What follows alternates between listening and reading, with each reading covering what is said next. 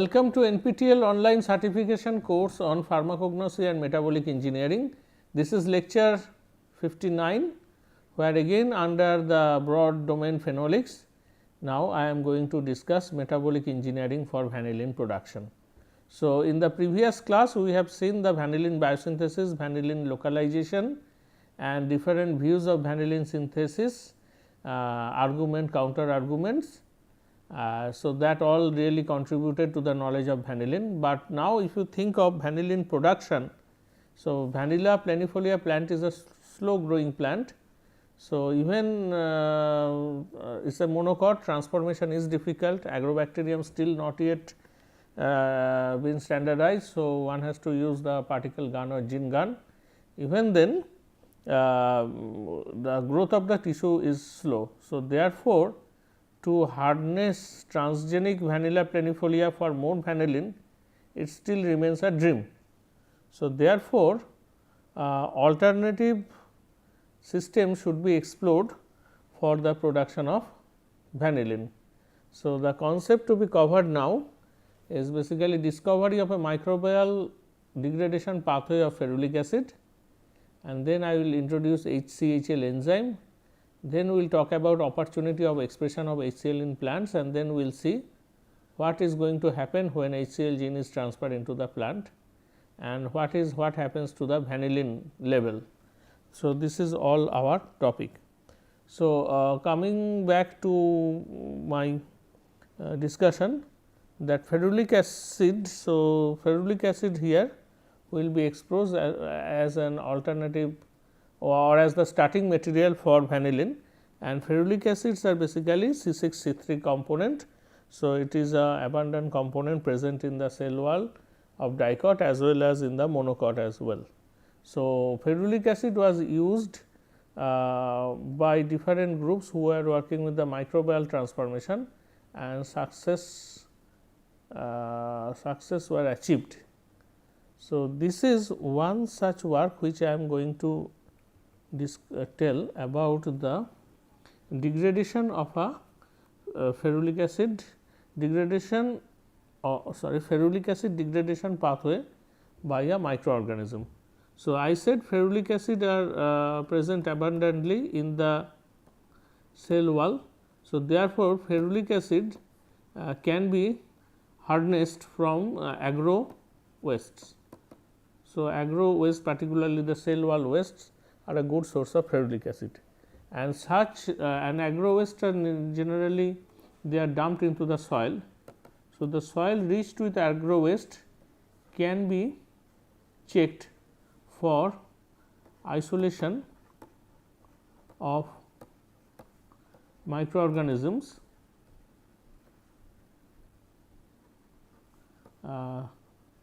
that are capable of utilizing ferulic acid for their growth. So, in other words, using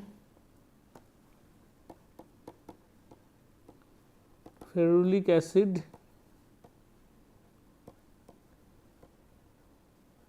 enrichment technique, taking soil from rich in agro waste. So, one group in United Kingdom, they isolated a bacterium which is a Pseudomonas fluorescens.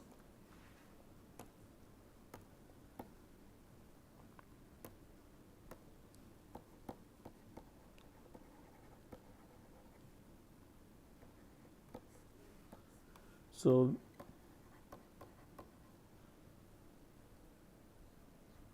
AN103 is the name of the strain, particularly the person who isolated, his name was Dr. Arjun Narbad. So, its name as that. So, these Pseudomonas fluorescens were capable of utilizing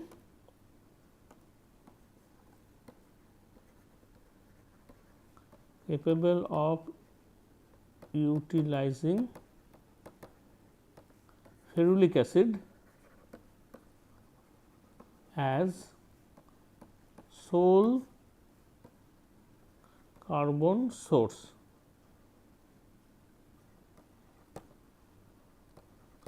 That means, when you grow this microorganism in a medium, you do not have to put in an enriched medium, simply minimal medium.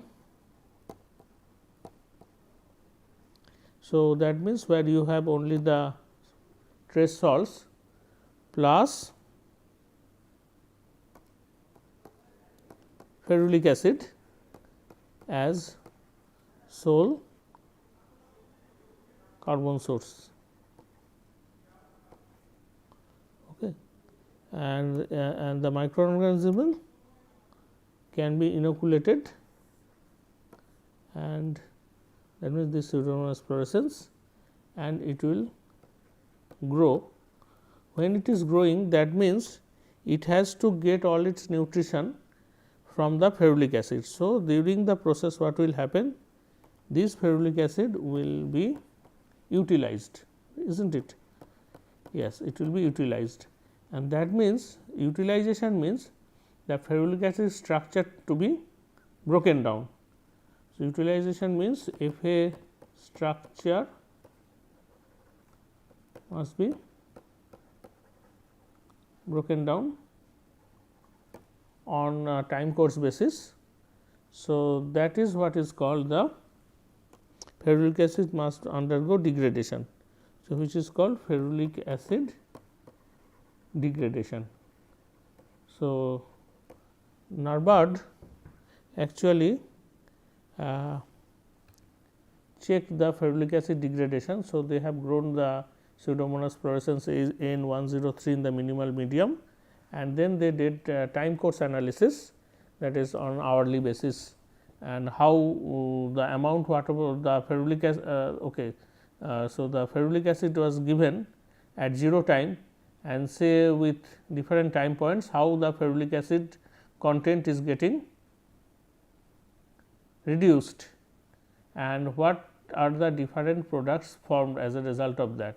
So, someone is interested can see this publication.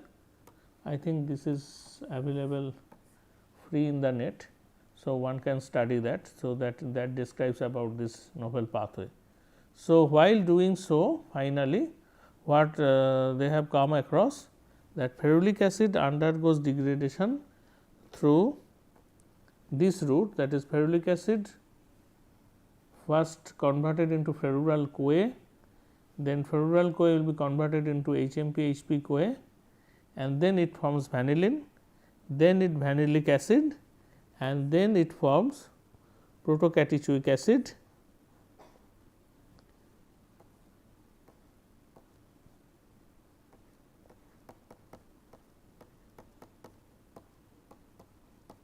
and then what happens, there will be the ring cleavage and total used up. So, this is the process. So, on a time course basis, a Narbad group, they have found vanillin, vanillic acid, protocatechuic acid PCA, and then ring cleavage. And then again they try to look, this is why when this is happening, is it a enzymatic route or non-enzymatic route. While doing so, they found that it was indeed an enzymatic route. So, based on the available literature, they try to predict several pathways, and then this particular hypothesis they tested and it worked well. And so, and accordingly they framed this. So, what we see here is that first it converted into ferural CoA. So, and when it is converted into ferural CoA, so there must be an enzyme. So, we know we have read the plant 4-Cl. So, which converts ferulic acid to ferural CoA, fumaric acid to fumaryl CoA. So, here also the bacteria induced a 4-Cl which converts ferulic acid to ferural CoA, and then there is another enzyme induced by the bacteria which subsequently identified as HCHL, which converts ferural CoA to vanillin, and then there will be vanillin dehydrogenase, which converts vanillin to vanillic acid and then protocatechuic acid and so on. So, Narbers they characterize these enzymes. So, and then when they particularly look into these issues from ferulic acid to vanillin, they found that it is not that simple. It is likely that involve a CoA thioester. So, it is CoA. So, that is why CoA is formed, that means ferulyl CoA. So, then they try to see what is happening. Is it, if you remember that when we talked about in one of the previous classes, we talk about the benzoic acid biosynthesis. So, there one we call non beta oxidative route and another one is CoA independent route. What we have mentioned in the previous class about HBS, which convert paracumaric acid to parahydroxybenzaldehyde, which is CoA independent route, and another one is that CoA dependent and beta oxidative route, and the third one may be CoA dependent yet non beta oxidative route. Now, this particular route is basically belongs to third one, that is CoA dependent, but non beta oxidative route, this route. And what is showing here in this side is basically the CoA dependent beta oxidative route, that is showing here, and the one in the left side is CoA dependent non beta oxidative route. So, major difference is that the end product is again a CoA, but here end product is an aldehyde, but CoA is involved, that is it is called. So, that is why this is called as a novel route, and this novel route they have also isolated this novel enzyme, which is HCHL. So, which undergoes hydration. Remember, I talked about hydration and cleavage, but that paper published much later, and this was a 1998 paper. So, this is first concept they have given. So, first hydration, then second one is chain cleavage. Okay. So, now, so what is the message? Message is this, that HCHL and the HCHL enzyme converts ferulyl CoA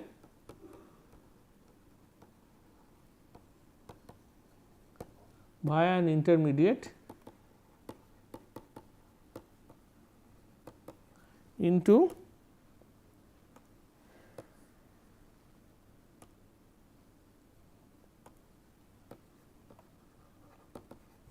vanillin, and in this process it releases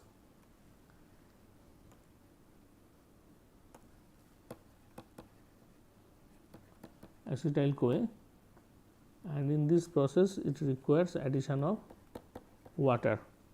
So, this is basically a two step process.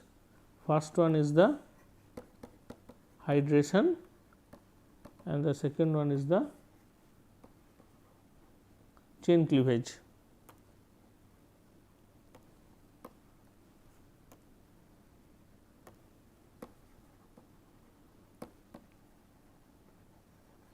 I think I need not have to show, but if you want I can show the intermediate structure.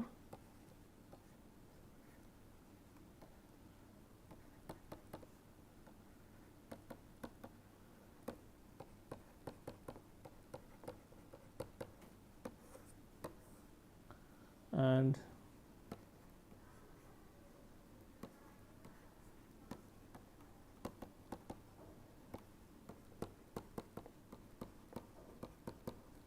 this is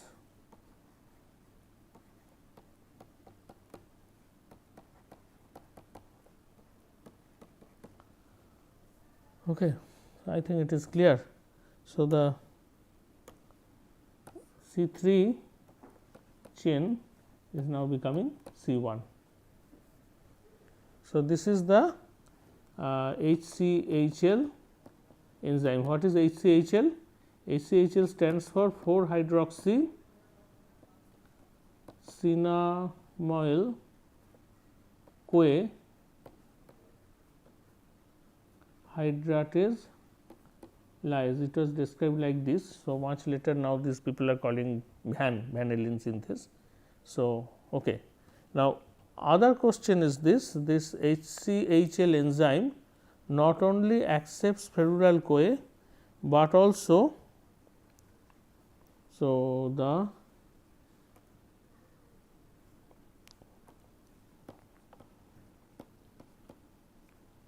substrate specificities. So, what are the substrate we have written? Okay, only one, ferulyl CoA. So, apart from ferulyl CoA,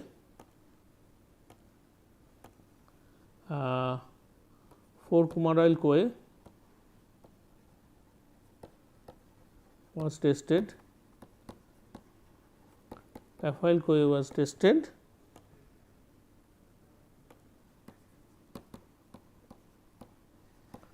cinnamoyl CoA was tested, and cinnamoyl CoA was also tested. And what happens as a result of this test?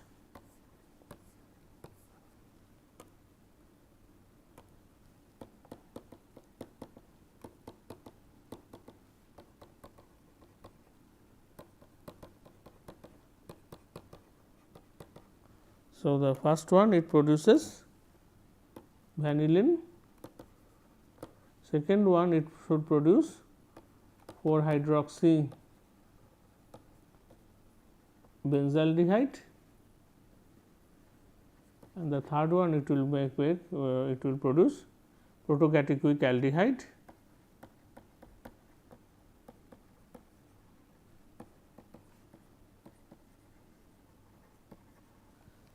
However, it did not work with cinnamoyl CoA, neither cinnamoyl CoA. So, at least the enzyme worked with ferulyl CoA, coumaryl CoA and caffeoyl CoA, and they have also checked the Km values for this. Okay. Now, so far what I have discussed, this is all about the microbial pathway. Now, if you remember the phenyl propanoid pathway, one thing is now clear to you, that all these ferulyl, coumaryl or caffeoyl, these are the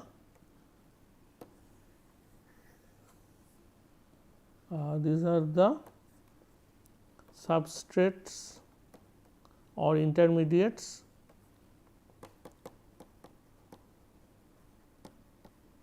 of phenyl propanoid pathway operating universally in plants. So, if it is so, then this HCHL gene, it's basically it offers an opportunity. So, HCHL gene offers opportunity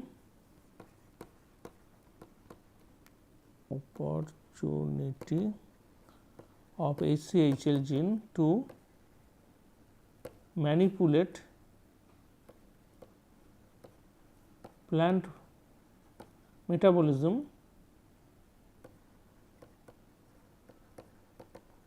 and as a result of that will it be able to produce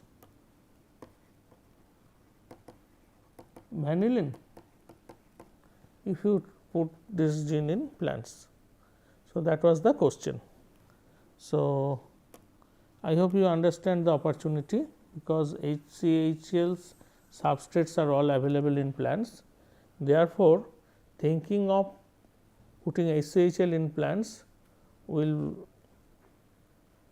may able to make the target plant to produce vanillin. So, theoretically yes. So, then that was taken up. So, basically Now, I will describe the metabolic engineering for vanillin using HCHL. So, this is basically metabolic engineering for vanillin production in plants using HCHL gene. It is a bacterial gene. So, two systems were used. Number one is basically a hairy root system of Datura stramonium. So, hairy root culture. So, we call them now as co-transformed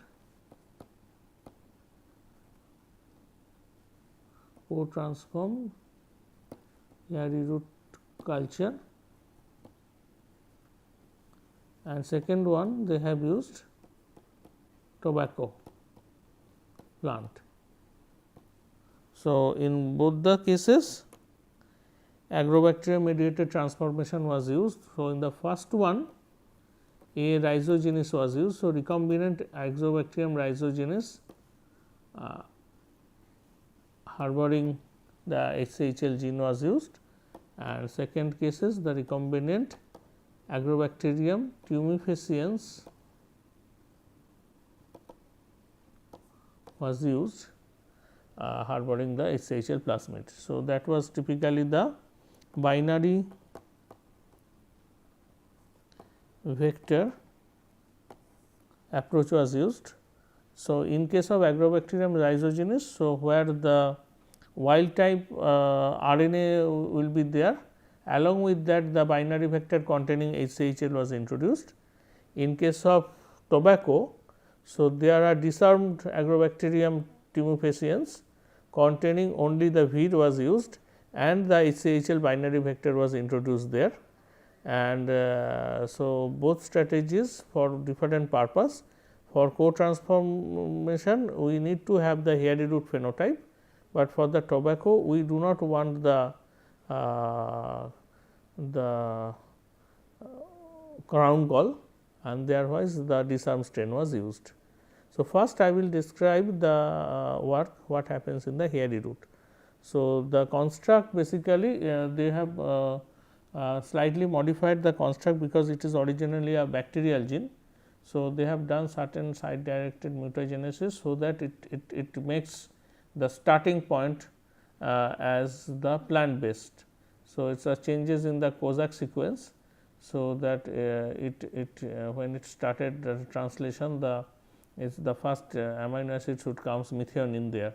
So, that minor changes were made, and then it was put under control of a 35S promoter, which is constitutive and not terminator, and then it was put under bin 19.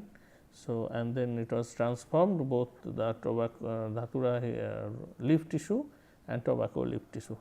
So, now this is basically the hairy root culture of Datura stramonium. So, co-transformed, this is the co-transformed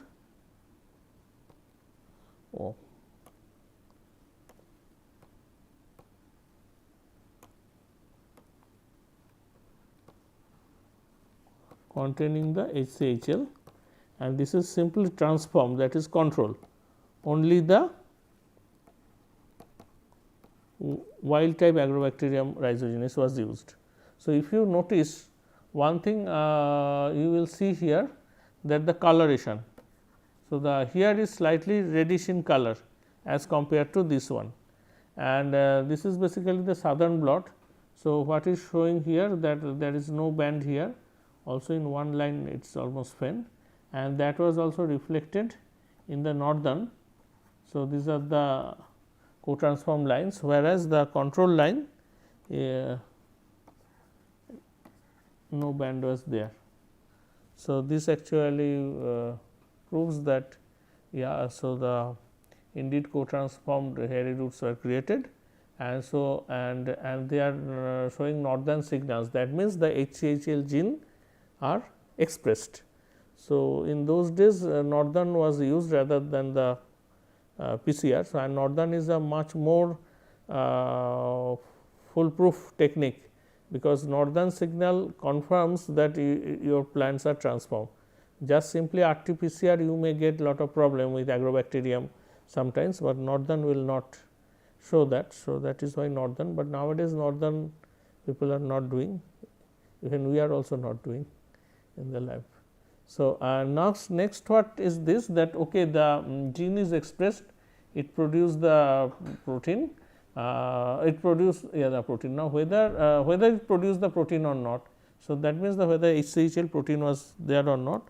So, the antibody was earlier antibody was raised against the purified HCHL polyclonal antibody. So, that was used, and basically what is showing here, these are the HCHL protein, which single band which was detected in the transform lines. So, you see here that H6, H10, H11, whereas C5 or H4, C6, H8 it was not there, that was also reflected in there. So, that means, the protein was successfully produced, that was proven. Next is the protein, means the enzyme, whether it is catalytically active or not, that has to be checked. So, ferulyl CoA was synthesized and the root extract was taken from recombinant from co-transform route as well as the control route. So, when control route was taken, control hairy root, with ferulyl CoA incubation it did not produce vanillin, whereas when co-transform route was used, you see this is the substrate ferulyl CoA and vanillin's formation is detectable. That means, the enzyme, the transgenic enzyme is functional, and then in order to be confirmed that indeed the enzyme is working well. So, this is some sort of checking enzyme activity, time course checking. So, this has also been done. So, this is the initial. So, at 0 minute, that Turkish blue color, you see the peak height is more. So, this is the substrate. Now, with time this is going down, you see the blue, you see the red, you see the purple, and accordingly you see the peak height initially no product, but now product formation enhanced with time. That means, there is a linearity. So, that means, the enzyme activity is pretty stable. So, that has been proven. So, next is that it is important to see what happened to the metabolite, whether vanillin is produced or not. So, what is expected, that HCHL will produce vanillin. So, when the HPLC analysis was made, so two major peaks were detected. One is this these two, first one is 4-hydroxybenzoic acid glucoside, and second one is 4-hydroxy benzoic acid glucose ester, and this was subsequently confirmed by obtaining standards from different groups who synthesize these things. And apart from this, apart from this, vanillic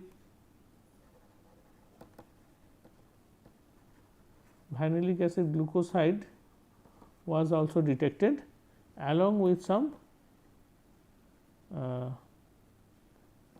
vanillyl alcohol, along with some vanillyl alcohol. So, that is all detected in the co-transform routes, but it is almost nil in the control line. You see, you cannot see anything as compared to this. So, that means, there is a tremendous changes in the metabolism of the co-transform routes upon expression of HCHL gene. And what again I am showing here is basically the cell wall material isolated from the co-transform. So, the H10 is the co-transform line, and this is the control. You see color differences there. The co-transform are red in color, and which is reflected that 4-hydroxybenzoic acid content is also more here compared to this is control. And other interesting point what has been found, the lignin monolignol, the acid, this was basically acetylated coniferyl alcohol, that in the transform line it is the peak height is this much, whereas in the control line it is more. That means, what happens that upon HCHL expression, the pathway towards lignin monolignol formation got reduced, and as a result of that, when analysis were done with monolignol, the content was less. So, what is basically happening, let us see very quickly in a line diagram. So, okay. So,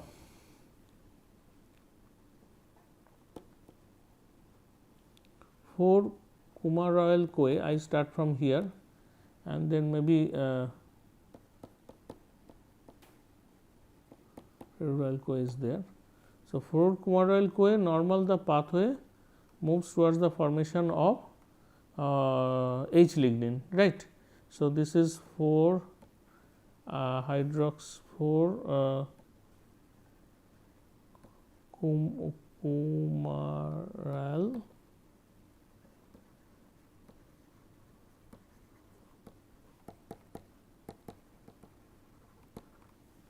and then this makes towards the formation of coniferyl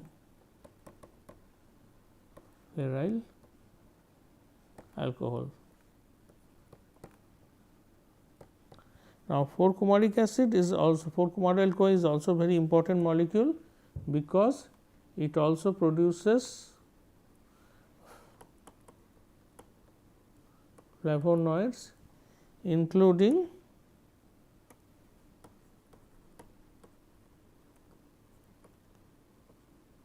anthocyanins, right. Now, what we have seen, the HCHL has multi substrate specificity. So, the enzyme here, the natural enzyme here is a plant enzyme. So, first one is that CCR and then CAD, this is CHS, right. And if the new pathway, if the HCHL is working, then what will happen? It basically competes with CCR and CHS, and then it makes what it makes? It makes 4 hydroxy benzaldehyde, but no 4 hydroxy benzaldehyde was detected. What has been detected is this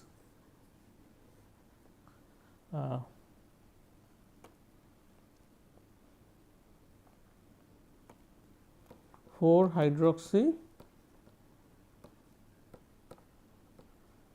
benzoic acid, 4 hydroxy benzyl alcohol. Not only that, the next step, it forms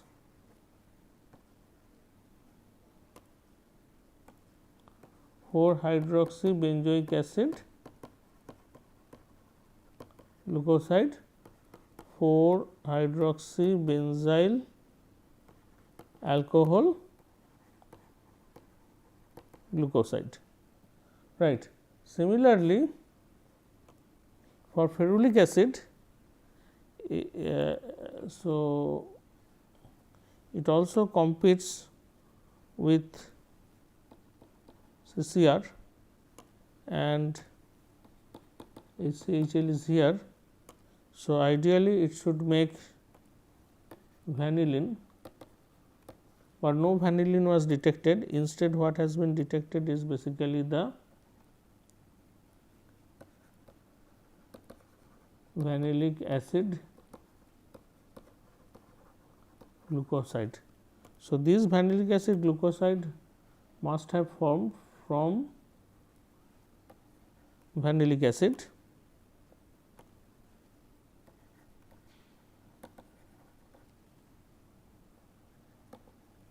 and then it forms this. So, then what is happening here?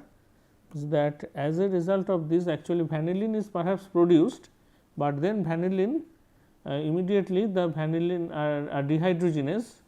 So, I rather write simply DH, not any specific.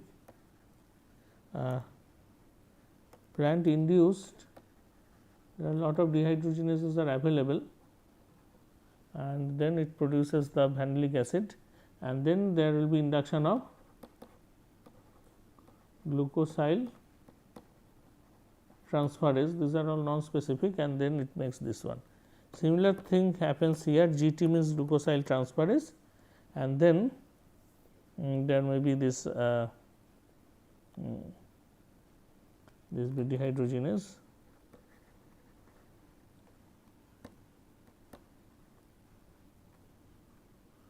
Rho GENAC, and then this may be an oxidase present here. Okay. So,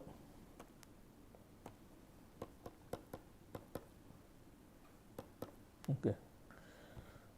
So, what we see then, we see finally these products. The question is that whether HCHL has done its job. Yes, HCHL has done its job, otherwise in the control you have not seen this, but it produces huge amount of 4-hydroxybenzaldehyde. So, plant found them as a strange compound. Immediately it induces dehydrogenase, it converted into acid, which is relatively safer, and then that is also produced in huge amount. So, it induces glucosyl transferase. A glucose molecule is added with the 4-hydroxybenzoic acid, and so finally what you see here basically the products which are produced as a result of these are 4-hydroxybenzoic acid, glucoside.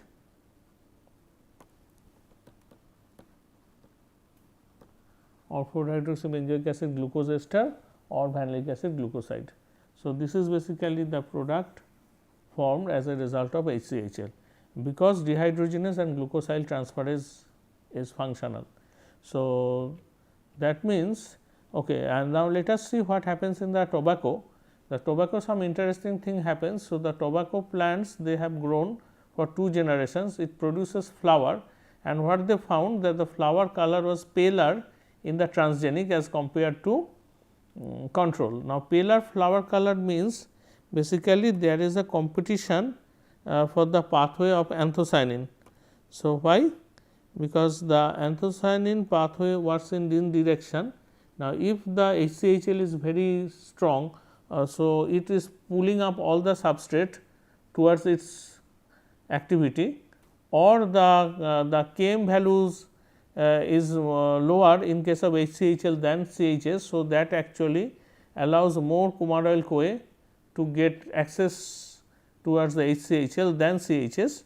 So, whatever may be, so if the pathway moves in this direction, then obviously there will be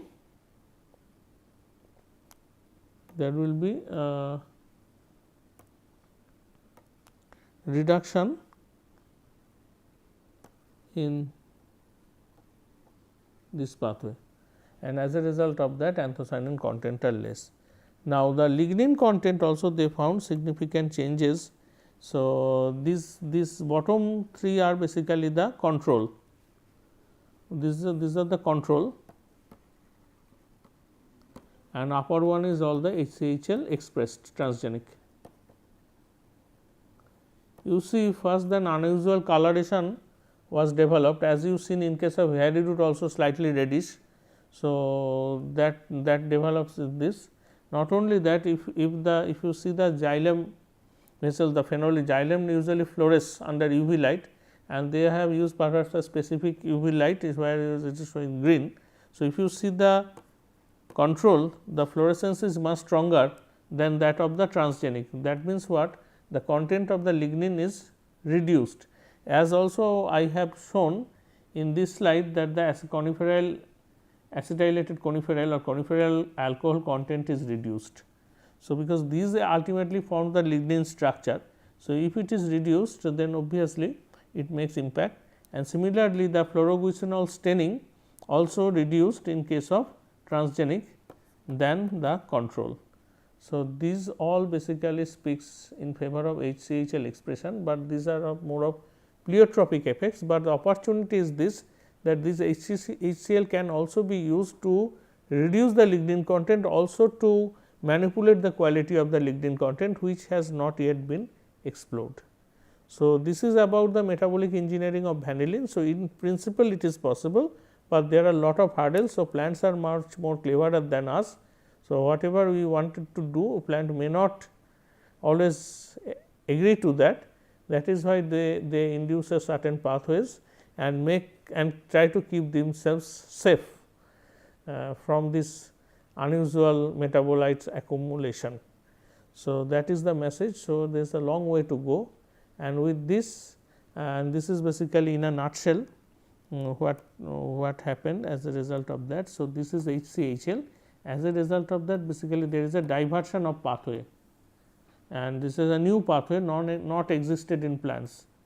This pathway non-existed in plants, and as a result of when there is a diversion, obviously the existing pathways are getting affected, as we have seen.